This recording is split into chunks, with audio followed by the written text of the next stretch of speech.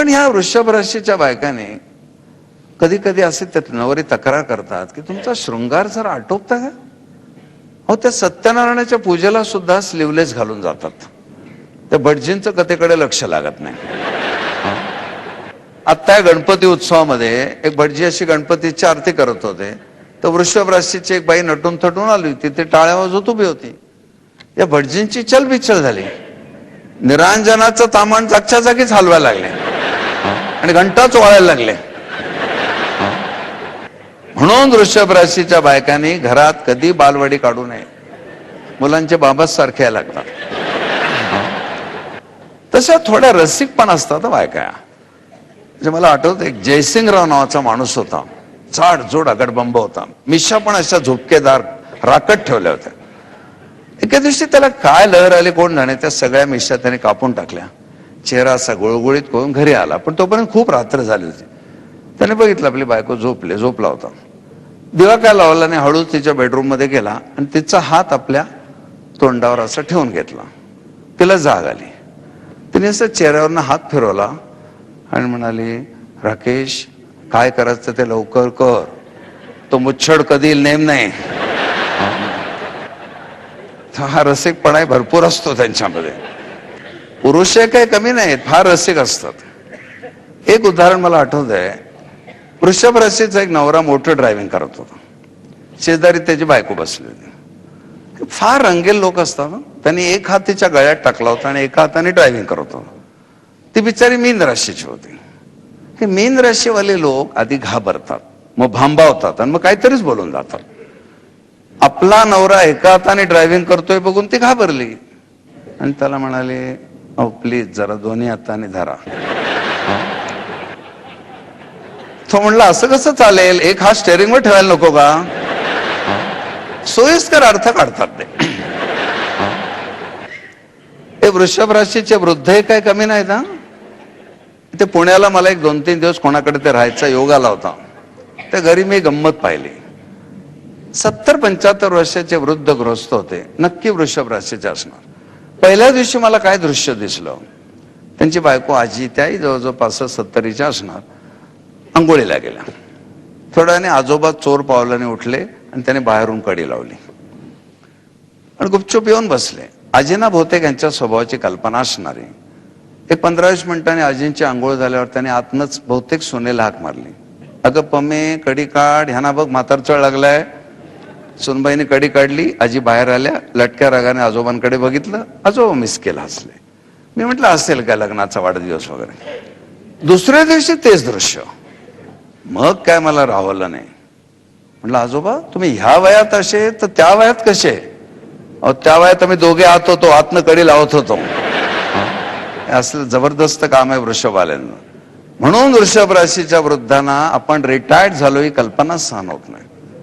इतर राशीचे वृद्ध जेव्हा रात्री त्रिफळा चूर्ण घेऊ लागतात, त्यावेळी ह्या राशीचे वृद्ध झंडू का केसरी जीवन, डाबर का च्यवनप्राश, धूतपापेश्वरचं शिलाप्रवान, काय टॉनिक म्हातारपणी खात असतात. मेषेपेक्षा वृषभ किती वेगळी आहे. एकदम रसिकपणा, आयुष्य आनंदाने जगणं असा त्यांचा संबंध त्या स्वभावाशी येतो. पण राशी चक्रात एक गंमत अशी आहे, एका राशी पाठोपाठ दुसरी राशी आपला स्वभावच बदलते. नंतर येणारी जी मिथुन आहे ते काय वेगळंच काम आहे. 5 गोष्टी आपण बघा. मिथुन पुरुष राशी आहे. पुरुषांचे काय स्वभाव ते त्या राशीत असणार. वायू राशी आहे. पुरुष आणि वायू एकत्र आलं की जरा ज्ञान हा प्रकार वाढतो. पण स्वभाव द्विस्वभाव आहे, चंचलपणा आहे. स्वामी बुध आहे. बुधासारखा बुद्धिवान ग्रह त्या राशीचा मालक आहे. आणि बोध चिन्ह असं दाखवलंय, तरुण मुलगा तरुण मुलीशी बोलत उभा आहे आणि ती तरुणी अधोवदन सलज्ज आहे. आता तरुण मुलगा तरुण मुलीशी बोलतो आणि ती लाजून खाली बघते आहे. म्हणजे तिला लाज किंवा संकोच वाटेल असं काहीतरी त्याने विचारलं असणार. बोलकेपणा या राशीचं फार वैशिष्ट्य आहे. पण अनुभव असा आहे ना की ह्या राशीच्या लोकांमध्ये ना हजरजबाबीपणा फार असतो. ठोकम ठोक करणं हा पण प्रकार असतो. आता मगाशीच म्हटलं, अत्रे साहेबांसारखा माणूस 10,000 वर्षात होणार नाही. ते पुण्यात घडलेली घटना आहे. अत्र्यांची मिथुन राशी अतिशय जबरदस्त बलवान. ते कसबा पेठेतनं उतारावरनं कुठेतरी सायकलवरनं चालले होते. समोरून एक कामाठी लोकांची प्रेतयात्रा येत होती. ते काय डबडी वाजवत होते, फटाके उडवत होते, ॲटम बॉम्ब वाजवत होते. त्या आवाजाने अत्रे साहेब घाबरले का सायकलचा ब्रेक तुटला कोण नाही, सायकल घुसली प्रेतयात्रेत, सायकल पडली, अत्रे पडले, ते तिरडीवरचं प्रेत पण खाली पडलं. त्यांच्या लक्षात आलं तर परिस्थिती गंभीर आहे, लोक मारणार आपल्याला. आणि खरोखरच ते लोक मारायला आले. त्याने हळूच आपली सायकल सोडून घेतली, टांग टाकली. आता निघून जायचं की नाही, मागे वळून म्हणाले, तो पडलेला माणूस चकाश शब्द बोलत नाही, तुम्ही कशाला बोलताय. आता इतर राशीचे लोक सूड उगवतात आणि मिथुनवाले पण सूड उगवतात, पण फरक किती आहे बघा. मिथुन हे विनोदी पद्धतीने सूड उगवतात. अशोक स्पेअर पार्ट्स असं एक दुकान आहे पुण्यामध्ये. हे स्पेअर पार्टचे विक्री करणार दुकान. त्याचा मालक अशोक माझा मित्र. त्याच्या दुकानात मी एकदा बसलेला असताना टेलिफोनची रिंग वाजली. मिथुनीचे लोक स्टायलिश असतात ना एकदम, रिसिव्हर उचलून हॅलो केलं. तर पलीकडचा माणूस विचारत होते चितळ्यांचं हॉटेल का म्हणून. इथे मेशवाला असताना तर त्याने जोरात आपडलंच असतं विषयावर. त्यांनी सॉरी रॉंग नंबर सांगितलं. 5 सेकंदात परत रिंग वाजली. परत तोच माणूस विचारतोय चितळ्यांचं हॉटेल का, तरी यांनी रॉंग नंबर सांगितलं. पण हे हुशार असतात मिथून आले. ह्याला काय वाटलं आता परत रिंग येणार बहुतेक, आणि हा तयारीतच होता. रिंग वाजल्याबरोबर ह्याने वेगळाच आवाज काढला हॅलो म्हणून. ते पलीकडच्या माणसाला वाटलं आता बरोबर लागला. तरी त्याने विचारलं चितळ्यांचं हॉटेल का. हा म्हणलं होय साहेब काय पाहिजे तुम्हाला. तो म्हणाला मी देशपांडे बोलतोय, सकाळी तुमच्याकडे येऊन मी काही ऑर्डर दिली होती.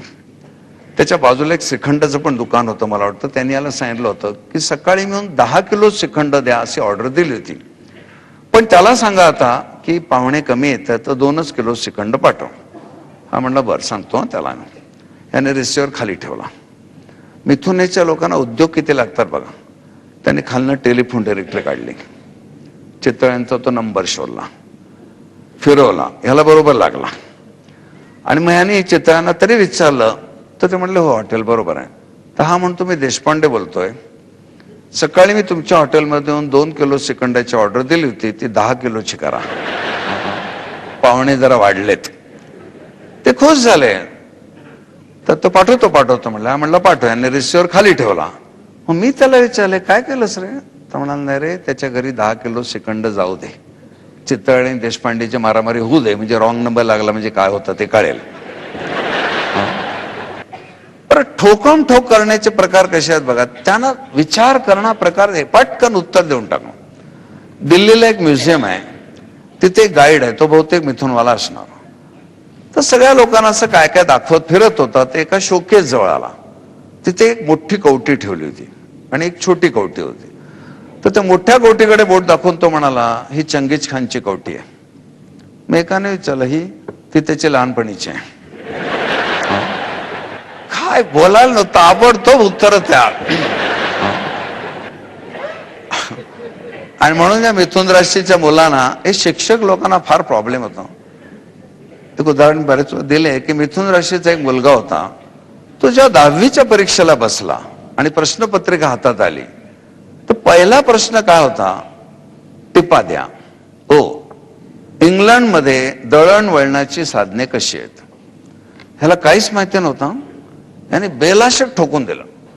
इंग्लंडमध्ये वळणावर दळणाच्या गिरण्या असल्यामुळे दळणवळणाची साधने फारच चांगली आहेत.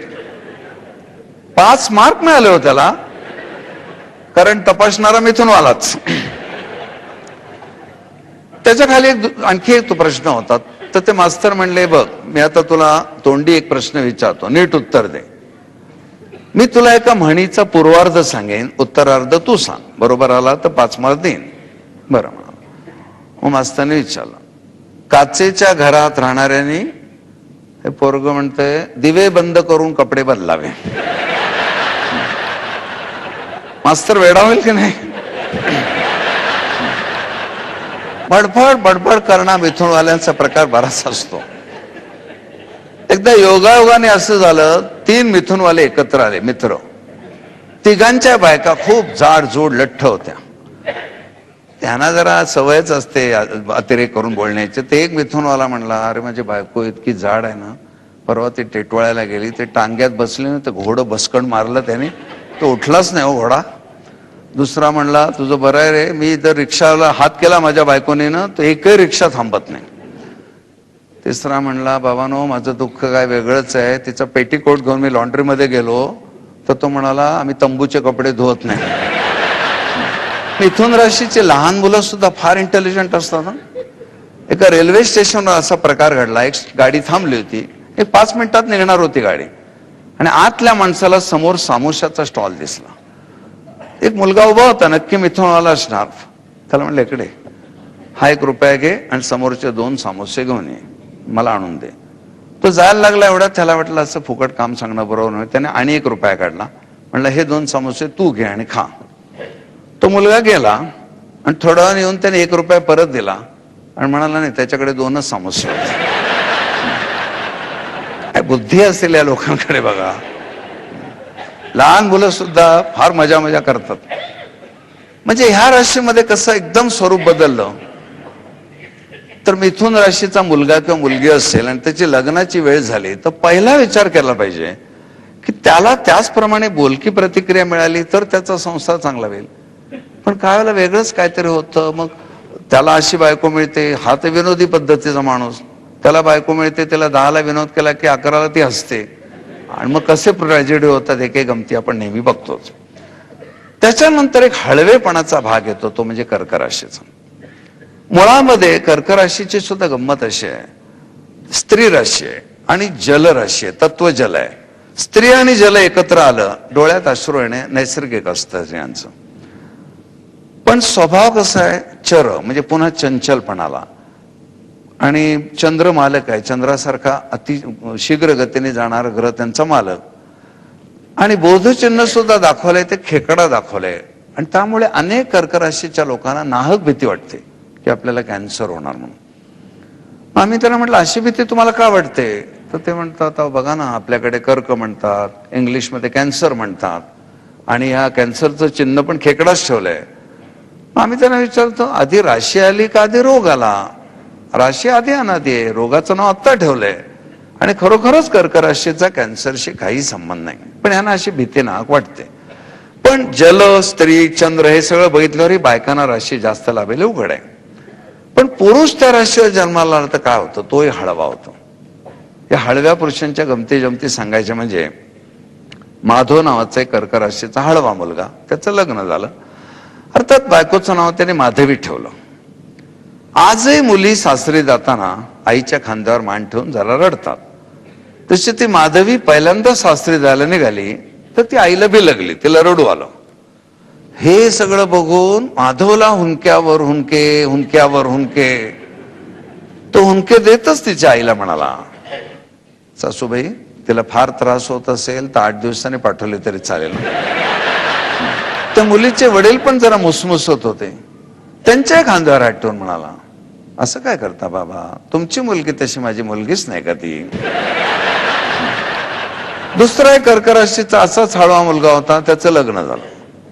बायकोला दिवस जाऊन 2 महिने सुद्धा झाले नव्हते, थोड्याशा उलट्या व्हायला सुरुवात झाली. हा भयंकर हळवा व्हायला लागला. प्रत्येक उलटीला धावत जायचा, तिच्या पाठीवरनं हात फिरवायचा. किती त्रास होतो ना तुला, किती त्रास होतो ना तुला. ती बाई जाम चिडली. एक दिवस म्हणाले, आधी विचार करायचा माणसाला. पुरुषांना जरा तापदायकच राशी आहे. आणि कर्क राशीच्या पुरुषांशी लग्न केलेल्या बायकांचे प्रॉब्लेम्स पण विचित्र असतात. SNDT कॉलेजमध्ये एक वृषभ राशीच्या खूप देखण्या प्रोफेसर आहेत. इंटरव्हललाच मला एकदा भेटायला आल्या. मला म्हणाल्या, उपाध्याय साहेब तुम्ही कर्क राशीचं वर्णन करता, इतकं पटतं. माझे मिस्टर ना कर्क राशीचेच आहेत. मला 2 मुलं आहेत, पण मी सगळ्यांना 3 सांगते. हे 2 आणि हा मोठा माझा. तर म्हणलं, का चिडता का नवऱ्या रोड्या? काय म्हणे, it is too bad to be too good. थांबा मी तुम्हाला पहिल्यापासून सांगते. आमचं लग्न झालं, आम्ही दोघे बँगलोरला हनीमूनला गेलो. हॉटेलमध्ये सामान टाकलं आणि मी फ्रेश व्हायसाठी बाथरूम मध्ये गेले. माझं आटपल्यावर मी बाहेर आले, हे बाथरूम मध्ये गेले. ह्यांचं झाल्यावर यांनी दार उघडलं तर मी अशी साडी बदलत होते. यांनी सॉरी सॉरी सॉरी म्हणून दार बंद केलं. थोडस दार उघडायचे, फटीतनं विचारायचे, झालं का, येऊ का, झालं का, येऊ का. आजपर्यंत तेच चाललंय. ते असे प्रॉब्लेम पण काही विचित्र असतात. आणि म्हणून मी नेहमी सांगतो पोलीस इन्स्पेक्टर कधी कर्क राशीचा असो, समजा तुमच्या पुण्यामध्ये कर्क राशीचा पोलीस इन्स्पेक्टर आणून बसवला, समोर दंगल पेटली आहे, लॉ अँड ऑर्डरचा प्रश्न निर्माण झालाय, तरी हा प्रेमळ इन्स्पेक्टर पिस्तुलावर हात ठेवून एकेकाला प्रेमाने विचारणार, अरे लबाडा मारू का गोळी? काय होईल त्या पुण्यामध्ये? आणि म्हणून लग्नाची वेळ जेव्हा येते त्याला हे फार सांभाळायला लागतं. म्हणजे एक अशी घटनाच घडली मुंबईला. एक साठे नावाचा एक मुलगा बेळगावून आला होता कुठून तरी, माझा जरा परिचयाचा होता. मला म्हणाला, इथे माझं कोणी ओळखीचं नाही आणि तुमच्या पाहण्यात चांगली मुलगी आली तर मला सुचवा. आणि तिकडे एक शिवाजी पार्कला व्यायामशाळा आहे, तिथे कराटे शिकवायची मुलगी. तिने पण मला सांगून ठेवलं होतं, चांगला मुलगा असला तर मला सुचवा. ती मिथुन राशीच्या कर्क राशी. माझ्या ते लक्षात आलं आणि मी ह्याला घेऊन गेलो तिकडे. समुद्राजवळ होती ती व्यायामशाळा त्यांची.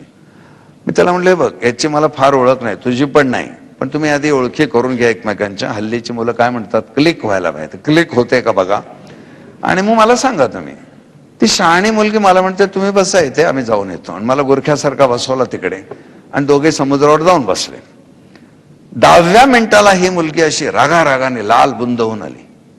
मला म्हणाली, ह्याला ना भाऊबीजेला पाठवा माझ्याकडे, मीच बांधून गेल राखी याच्याकडून. अगं म्हटलं, काय झालं काय? काय माणूस आहे म्हणे, आता पुरुषांनी सुरुवात करायला नको का बोलायला? 10 मिनिटं झाली हा सारखा असं करत होता. मला वाटलं काय दमा आहे का काय. ते म्हटलं, काय होतंय का तुम्हाला? तर मला आईची खूप आठवण येते आज. माझी आई ना खूप लहानपणीच गेली. त्या आईच्या मांडीवर झोपण्याचा काय आनंद असतो मला कधीच मिळाला नाही. ती म्हणाली, मी घाबरले, झोपतो काय मांडीवर म्हणून. सुसाट धावत सुटली. मला म्हणाली, असली पात्र पाठवू नका माझ्याकडे. म्हणून मॅच मेकिंग नावाचं जे शास्त्र आहे त्याच्यामध्ये फार महत्वाचा भाग असतो राशींचा. नंतर येते सिंह. सिंह या नावावरूनच आपल्याला कळतं डरकाळ्या फोडण्याचा काहीतरी प्रकार असला पाहिजे. सिंहराशीचे लोक डरकाळ्या फोडतात का? असं नाही. त्यांचं तत्व मगाशी सांगितलं, नियम तत्व याला जराही मुरड घालत नाहीत. त्यांचं म्हणणं, आम्ही एका शिस्तीने जाणार आहे, तुम्ही त्याप्रमाणे गेलं पाहिजे. आता आपले विचार जसे तसे त्याचे असतील असं नाही, त्यांच्या लक्षात येत नाही. आणि म्हणून यांच्यामध्ये तत्वाला मुरड न घालणा प्रकार येतो. म्हणजे एक उदाहरण मी नेहमी देतो की मला आठवतंय, रविवारी दुपारी 1 वाजता मी टीव्ही बघत बसलो आणि एक अगदी खेडवळ ग्रामीण सिनेमा लागला होता मराठी. खाली इंग्लिश सबटायटल पण सरकत होती इतर लोकांना कळावं म्हणून. अर्ध्या तासाने एक सीन आला. ती मराठी नटी मराठी नटाच्या छातीवर अलगद डोकं टेकते आणि डोळे मोडत मोडत लाडाने त्याला विचारते, सर्जा, माझ्या भांगात कुकू कवा भरणार? खाली काय आलं ट्रान्सलेशन त्याचं, Sarja, when are you going to fill red powder in the white line on my head. ते वाक्य घाईघाईने परत वाचून घेतलं. मी म्हंटल, हा पिक्चर अमेरिकेत बिल क्लिंटननी पाहिला तर म्हणतील कुठच्या व्हाईट लाईन मध्ये रेड पावडर घालतात कोण जाणे. त्यांचं म्हणणं आम्ही तंतोतंत भाषांतर करणार. म्हणून आपल्याला अशा पाट्याच्या दिसतात ना, सुलभ शौचालय, हे सगळं सिंहराशीच्या लोकांचंच काम असतं. ते तुम्हाला तरी सुलभ शौचालयाचा अर्थ काय कळतो का? काय लिहितात कोण सांग. मग मी एका म्युन्सिपाल्टीवाल्याला विचारलं शेवटी, सुलभ शौचालय म्हणजे काय हो? तो कुठल्या राशीचा होता कोण जाणे. मलाच म्हणतो, जाऊन आल्याशिवाय कसं कळेल.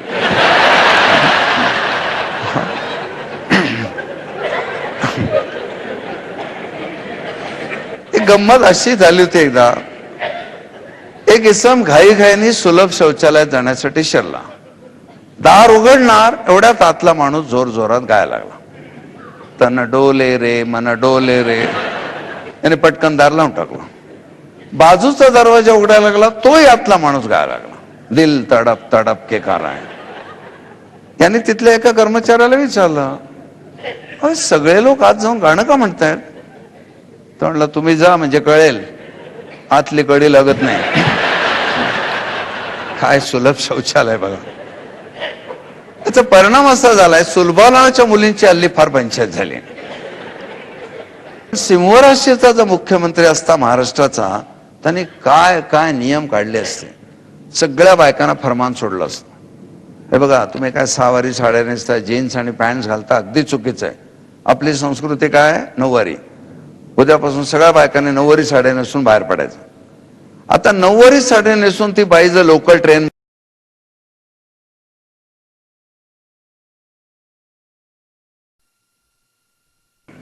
वृषभ राशीचा माणूस काय रसिकपणे त्याचा आस्वाद घेतो.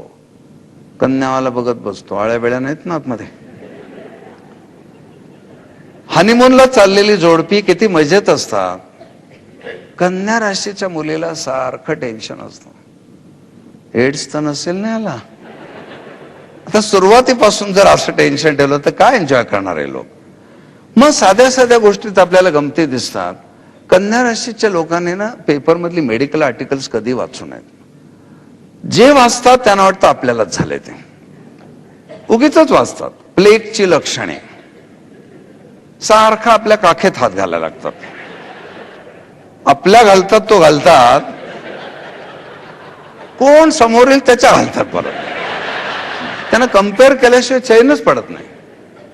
तो माणूस त्याचा तो काय करताय, तुमच्या काखेत काय लागतंय का भाऊ.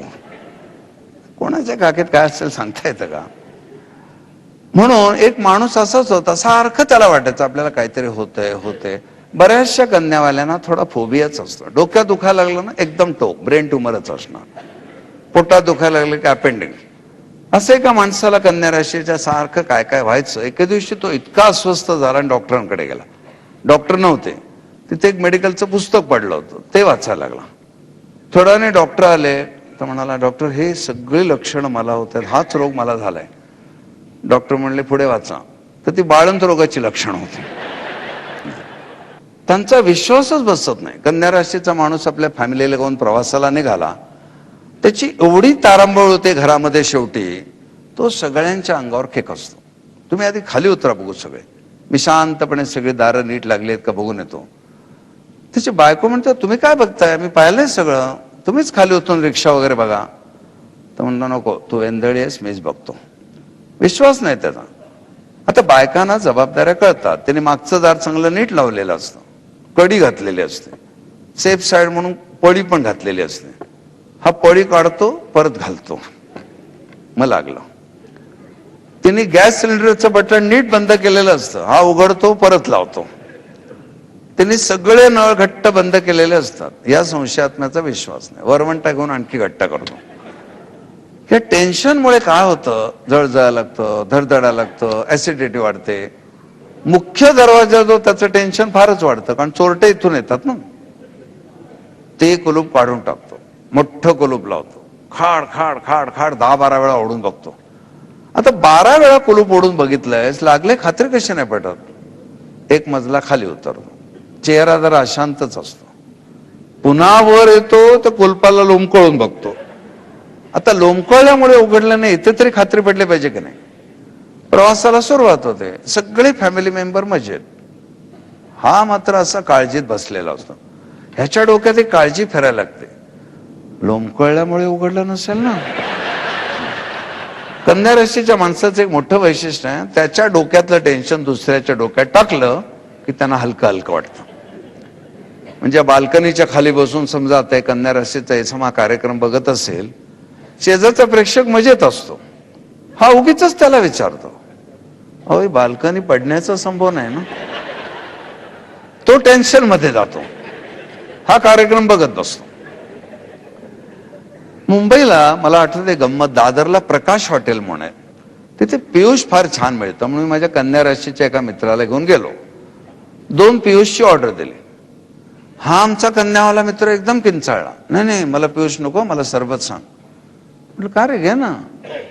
मला म्हणतो, तुला माहितीये का ते पियुष काय असतं, रात्री श्रीखंडाची पातेली धुतात ते असतं. ते कुठनं माहिती आणतात कोण जाण्या. त्या दिवशी तर मी नाहीच प्यालो पियुष, आजपर्यंत प्यालो नाही. विमानाची गंमत मजेशीर अनेकदा सांगितलेच आहे मी, की बँगलोरहून मी मुंबईला येत होतो. सकाळी 7:40चं फ्लाईट होतं. डिसेंबर महिना होता, गुलाबी थंडी, सगळे पॅसेंजर मजेत. बँगलोर एअरपोर्टवरून आमच्या विमानाने अगदी वेळेवर टेक ऑफ घेतला. नेहमीप्रमाणे पायलट सांगू लागला, गुड मॉर्निंग, आपण आता 20,000 फुटावरून बेळगाववरून जातोय, हवा फारच छान आहे. नेहमीची रेकॉर्ड लावली त्याने. माझ्या शेजारी बसलेला पॅसेंजर नक्की कन्या राशीचा असणार. अस्वस्थ वाटत होता, हाताची चाळव चालली होती, घाम टिपत होता. ही सगळी कन्या राशीचे लक्षण. माझ्या कानाला लागून मला हळूच विचारतो, हो पायलटचा हार्ट फेल झालं तर काय होतं? मी विमानातच उडालो, ते एसी मध्ये घाम फुटला मला. हा विचार मी कधीच केला नव्हता. काहीतरी घालतात हा आपल्या डोक्यात. बरं कुठे विचारतोय? 20,000 फुटावर. खाली आल्यावर नाही विचारतंय. त्याला म्हटलं नाही हो, त्यांचे को पायलट असतात. नाही त्याचं पण झालं तर. मी जाम चिडलो. म्हटलं मग आपलं झालं, चल. थोड्या वेळाने बघतो तो मागे मान टाकून निवांत झोपला. माझ्या टाळक्यात घातल्यावर त्याला झोप लागली. माझं लक्ष पायलटकडे आहे का गेला. त्या दिवसापासून मला एक डोकेदुखीच झाली. विमानात बसलं की इतकं बघण्यासारखं असतं, माझं लक्ष पायलटकडे. देवा देवा पायलटला वाचव. म्हणून भीत्यापाठी नेहमी ब्रह्मराक्षस असतो. कन्या राशीच्या एका बाईला दुसऱ्या एका बाईने विचारलं, तुमच्या हाताला काय झालं? ते म्हणाले, कुठे काय झालंय? हा म्हणे, पांढरा डाग दिसतोय. त्या बाईने हात इतका जवळ घेतला, एवढासा डाग दिसत पण नव्हता. ती जरा चिडली, म्हणली असे लोक काय, दुखत नाही खुपत नाही, मी कसं लक्ष देऊ? नाही नाही, असं दुर्लक्ष करू नका. ह्याच पांढऱ्या डागातून पुढे पुढे महारोग होतो. हे त्या बाईच्या डोक्यात घालायची गरज होती का? त्या रात्रीपासून त्या कन्या राशीच्या बाईला भयानक स्वप्न पडायला लागले. ही दोन्ही हाताला फडक्यावर फडके बांधले आहेत, रस्त्यावर गाड्यावर बसून नेत आहेत, कोणतरी खोळखोळा वाजवतोय, लोक आपल्याला 25 पैसे देत आहेत, आपण ते डालडाच्या डब्यात टाकतोय. मी त्या बाईला विचारलं, गाडा कोण ओढत होतं? हेच. आणि कोण म्हणाले? स्वप्नात पण नवऱ्याला गाड्याला जमता. छोट्या छोट्या गोष्टी टेन्शन घेतात. आता बघा, ही औषधाची एवढीशी गोळी वृषभ राशीच्या माणसाला पाणी सुद्धा लागत नाही, हसत खेळत घेऊन टाकतो. कन्यावाल्याला संशय हजार. श्वासनलिकेत गेली तर बाटलीचं बूच उघडल्यापासून टेन्शन. आधी एक्सपायरी डेट बघतो, मग ती गोळी हातात घेतो. 2-4 लोकांना तरी विचारतो, बरोबर आहे ना, हीच ना. मी ती गोळी तोंडात ठेवतो. चेहरा एवढा बापूडवाणा असतो, जगलो वाचलो तो बोलतो तुमच्याशी. बायकोने चांगलं तांब्या भांडं ठेवलेलं असतं, भांडं टाकतो बाजूला, तांब्यानेच घाट घाट पाणी पितो. पाणी आत, गोळीवरच. 2-4 वेळा तरी असं घडतं.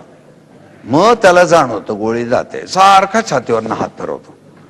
इंग्लिशची खाडीच पोहून आला. आता छातीवरनं हात फिरवला नाही तर गोळी जाणार नाही का खाली? निसर्गावर विश्वास नाही. हे असं टेन्शनमुळे फार प्रॉब्लेम करून घेतात. काय म्हणून मधुचंद्राच्या पहिल्या रात्री कन्या राशीचा एक इसम आपल्या बायकोला विचारतो, हे मी तुझ्या आयुष्यात आलेला पहिलाच पुरुष ना ग? जगातली एक तरी बाई असं म्हणेल का? 1 मिनिट हा, डायरी आणते जरा बघते. तुम्ही 10वे असं कोण म्हणणार आहे का? आणखी एक गंमत बघा, ते देवेगौडा आहेत आपले, फार चांगले गृहस्थ आहेत, पण बिचारे लुंगी नेसतात. त्या देवेगौडाच्या लुंगीचं टेन्शन या कन्यावाल्यांना. देवेगौडा कम्फर्टेबल. त्यांना जर विचारलं त्यांच्या लुंगीचा तुम्हाला काय प्रॉब्लेम आहे, तर म्हणतात नाही हो, ते देवेगौडा विमानातून इकडे तिकडे जातात, वारा केवढा असतो,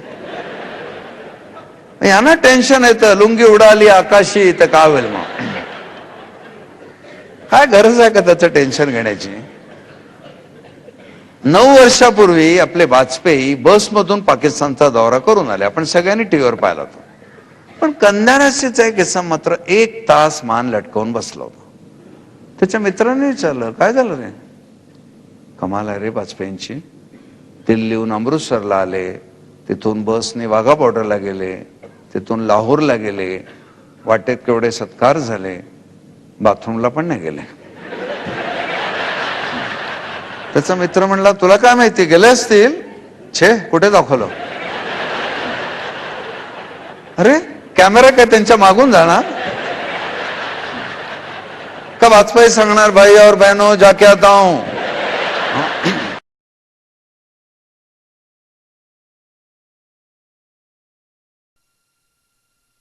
पण संतुलितपणा पण असतो. प्राचीन उदाहरणं द्यायची, तुकाराम महाराज आणि आपले सॉक्रेटिस, दोघेही तोळवाले.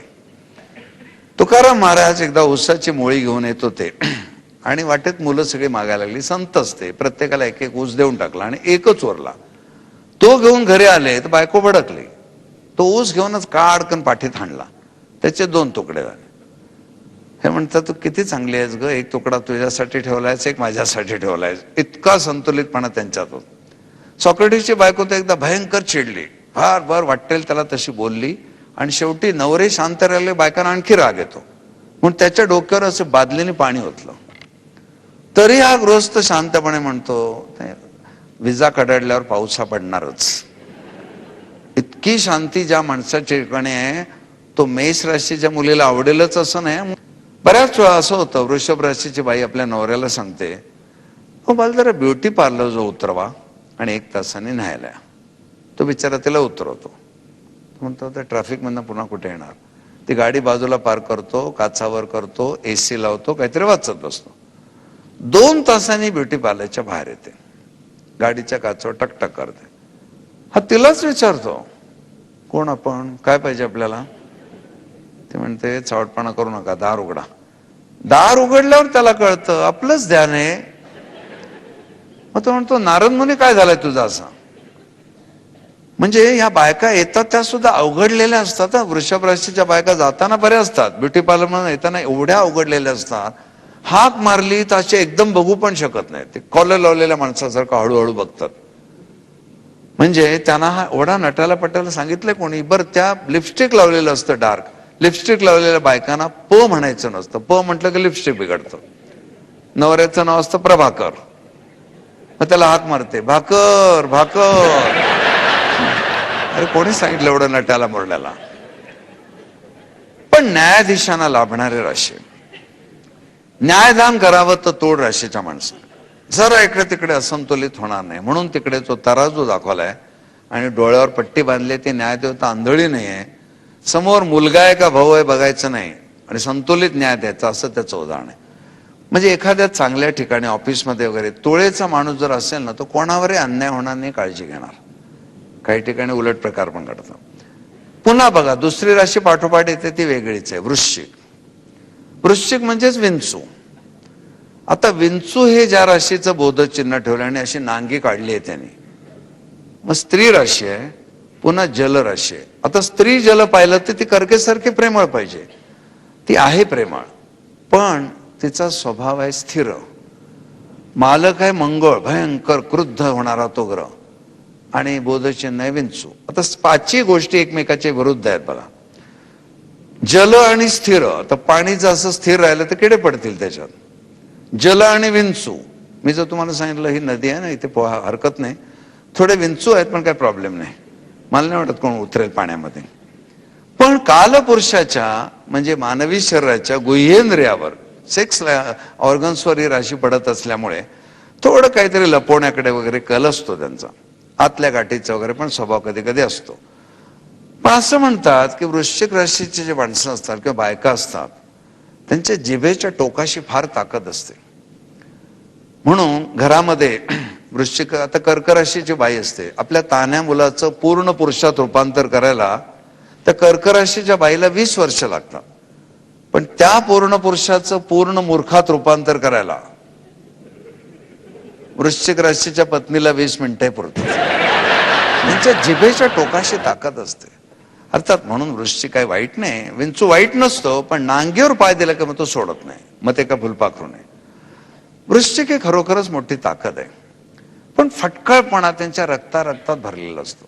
म्हणजे एका बसमध्ये अशी घटना घडली, खाजगी बस होती आणि तो ड्रायव्हर पॅसेंजरची वाट बघत बसला होता, नक्की वृश्चिक राशीचा असणार. आतला एक पॅसेंजर जरा चिडला आणि त्याला म्हणाला, अहो तुमचा खटारा कधी चालू होणार? तो म्हणला, सगळा कचरा भरल्यावर होईल चालू. अजिबात त्यांच्या वाटेला जाऊ नये. पण तरी पण वृश्चिक राशीच्या एका माणसाच्या वाटेला एक जण गेला. त्याला म्हणाला, तुझे 32 दात पाडून टाकेन. तो म्हणला, अरे तू काय पाडतोयस? मी एका हाताने 64 दात पाडून टाकेन. त्याचा मित्र म्हणला, याला माहिती नाही वाटतं, माणसाच्या तोंडात 32 दातच असतात. हा म्हणला, मला माहितीच होतं तू पचकणार, तुझेही धरलेत त्यात. अजिबात सोडत नाही कोणाला. मुंबईच्या लोकल ट्रेनमध्ये आता बघा, थोडं ऍडजस्ट केलं तर 4 माणसं एका बाकावर बसू शकतात. एकदा अवाढव्य देहाचे 3 मित्र आले, ते तिघे बसले, तो बाग भरला, मधला वृश्चिकवाला होता. ते 4थ्या हडकुळ्याला जागा मिळाली नव्हती, तो जरा चिडला होता. तो आपल्या मित्राला म्हणला, अरे हा बाग हत्तींसाठी रिझर्व आहे का रे? मधला म्हणला, नाही, डुकर पण बसू शकतात. पण आचार तर असा नाही की इंटेलिजंट माणसं तशी उत्तर देतात. एका गावचा सरपंच वृश्चिक राशीचा होता, तो लंडनला गेला. सवयीप्रमाणे लंडनमध्ये सुद्धा आरामात धोतर घालून रस्त्यातनं फिरत होता. बाजूनी जोरात गाडी गेली, काय झालं कोण जाणे, त्याचा कासोटा सुटला. आता तिथल्या पोलिसला ते कसं सहन होणार? त्याने तो कासोटा उचलला आणि रागाने त्याला विचारला, व्हॉट इज दिस? सरपंच वृश्चिकवाला, तोही चिडला, त्याने त्या पोलिसचा टाय पकडला. व्हॉट इज दिस? तो म्हणला, दिस इज माय नेक टाय. हा म्हणतो, दिस इज माय बॅक टाय. काय करणार तो पोलीस बिचारा? तो अख्खा बॅक टाय टाकून निघून गेला. बसमधनं मी एकदा कुठेतरी चाललो होतो मुंबईला. एका बाकावर एक हडकोळा माणूस बसला होता.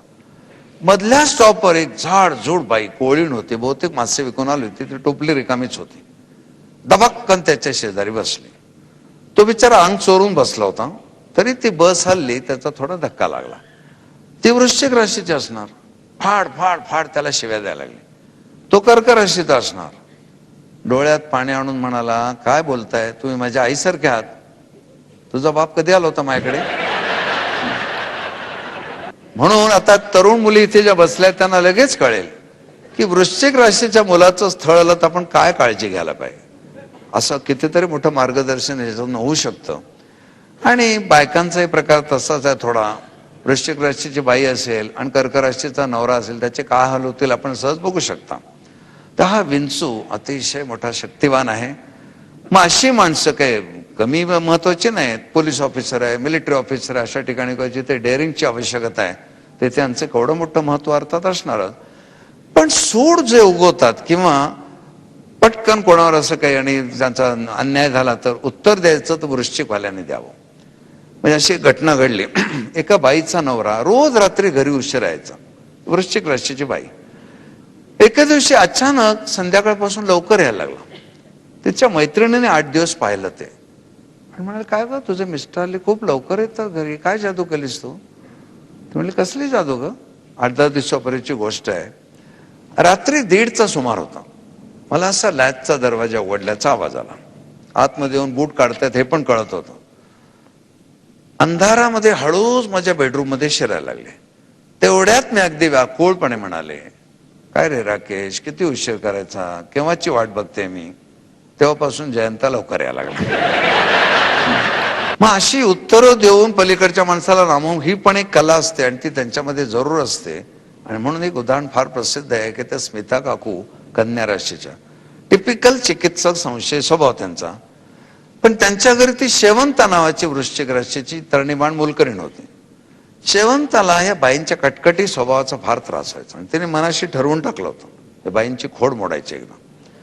स्मिता काकूंना 2 तरुण मुलं आणि त्यांना विनाकारण संशय, आपली मुलं या शेवंतामध्ये जरा जास्तच रस घेतात. एके दिवशी त्यांनी सहज खडा टाकून बघितलं, शेवंता तुला मी सिनेमाला पाठवायचं ठरवलं तर माझ्या कुठल्या मुलाबरोबर तुला जायला आवडेल? शेवंता म्हणली, बाई मी दोघांच्या बरोबर जाऊन आले. काय दम नाही पोरांच्यात, साहेबांबरोबर जी मजा येते. स्मिता काकू आडव्या पुन्हा तिच्या वाटेला गेल्या नाहीत.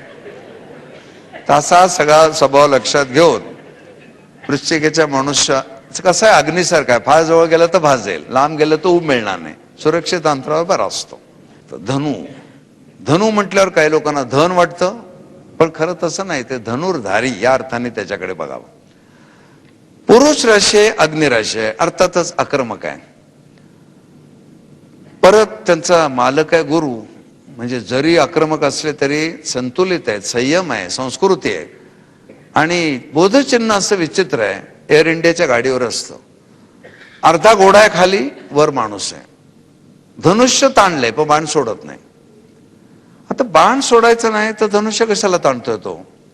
मग शास्त्रकारांना असं सुचवायचंय का किंवा नुसतं धनुष्य ताणायचं आणि हुल द्यायची, किंवा एखादा पोलीस इन्स्पेक्टर असेल धनुराशीचा, पिस्तूल काढायचं रोखायचं पण गोळी मारायची नाही, असा काय स्वभाव आहे का? थोडंफार तसंच आहे. म्हणजे मुडी लोक असे बघायचे असले तर ह्या राशीवर मिळतात. तुमच्यापैकी ज्या बायकांचे नवरे धनुराशीचे आहेत त्यांनी एक गोष्ट लक्षात ठेवा, तो जर कधी नाही ते म्हणला ना चल आपण जेवायला बाहेर जाऊ, तर लगेच तयार व्हावं. ह्या बायका काय करतात, आतमध्ये जाऊन नट्टापट्टा करत बसतात. हा म्हणतो मी जरा पडतो तो पडतोच तो. मग ती नटून थटून येते, तो म्हणतो नाही आता कंटाळा आला, बघू पुढच्या वेळेस जाऊ. म्हणून मूड सांभाळायला पाहिजे फार त्यांचा. अर्धा घोडा आहे अर्धा माणूस आहे, याचा अर्थ असा आहे की हे धनुराशीच्या पुरुषांच्या बाहूंमध्ये रणचंडिकेचा थैथ्याट चालू असतो, जिभेवर शारदेचा नृत्योत्सव असतो. बायकांची विशेष आवडती राशी आहे. पण असं काय नाही की बायका नुसत्या बुद्धीवर प्रेम करत असत्या ना, ते एखाद्या बुद्धिवान माणसाच्या घराबाहेर लाईन लागली असती. बायका नुसतं सौष्ठावर प्रेम करत असत्या तर दारासिंगच्या घराबाहेर लाईन लागली असती. उत्तम प्रकारचे शरीर सौष्ठव आणि चेहऱ्यावर संस्कृतीचं तेज, मला तरी कर्ण धनुराशीचा असं वाटतं. त्याचं एकंदर आयुष्य बघितल्यावर आपल्या लक्षात येतं, लहानपणी अंगात सूर्य ते सळसळत असताना घोड्याचा खरारा करावा लागणारा दुर्दैवी कर्ण, अंगभूत कवच कुंडल इंद्रदेवांना देऊन त्या बदली वास्तवी शक्ती घेणारा अव्यवहारी कर्ण, कुंतीचं मातृत्व नाकारून दुर्योधनाला न सोडणारा हट्टी दुराग्रही कर्ण, आणि अगदी शेवटच्या क्षणी सुद्धा मृत्यूशयेवर असताना तोंडातला सोन्याचा दात त्या ब्राह्मणाला देणारा मनस्वी उदार कर्ण. मग नक्की कर्ण खरा कुठला होता? सगळेच खरे होते. हे लोक काही वेळेला खूप मोठ्या उंचीवर असतात आणि कधी कधी एकदम पशुत्वाच्या पातळीवर येतात. कर्णाचं उदाहरण घ्या. ज्या वेळेला त्या एकवस्त्रा रजस्वल्या द्रौपदीला दुःशासनाने खेचून आणलं त्याच्या लांब सडक केसांना धरून, आणि ती खूप घाबरली होती, आणि त्या दुर्योधनाच्या सभेमध्ये तिने बघितलं आपले 5 नवरे खाली माना घालून बसले होते, त्यांचा उपयोग होणार नाही. मग तिथे अतिरथी महारथी होते, द्रोणाचार्य, कृपाचार्य, भीष्माचार्य. त्यांना ती विनंती करायला लागली. ते म्हणले द्रौपदी आम्ही तुला मदत नाही करू शकत. अर्थ